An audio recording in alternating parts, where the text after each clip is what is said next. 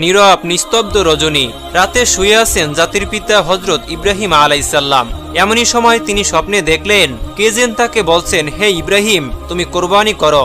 ইব্রাহিম আলাইহিসসালাম এই স্বপ্ন দেখে জেগে উঠলেন। পরের দিন সকালে তিনি 100 উট আল্লাহর রাস্তায় কোরবানি করে দিলেন। পরের দিন আবারও তিনি শুয়ে রয়েছেন।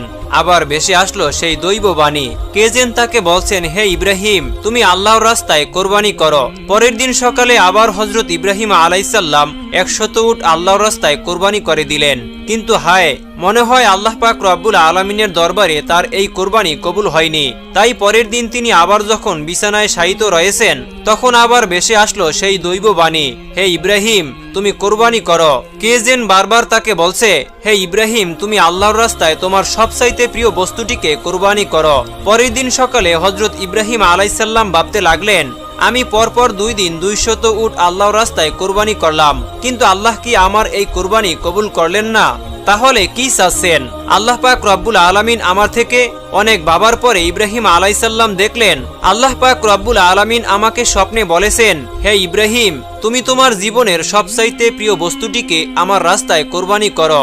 এই পৃথিবীতে আমার সবচাইতে প্রিয় বস্তু হলো আমার সন্তান ইসমাইল। হযরত ইব্রাহিম আলাইহিসসালামের বয়স যখন 86 বছর ছিল, তখন হযরত ইসমাইল আলাইহিসসালাম তার গৃহে পয়দা হয়েছিলেন। আর এই সন্তানটি ছিলেন ইব্রাহিম আলাইহিসসালামের সবচাইতে প্রাণের ও মহব্বতের সন্তান। কেননা এত বার্ধক্য বয়সে তিনি একটি সন্তান লাভ করেছিলেন।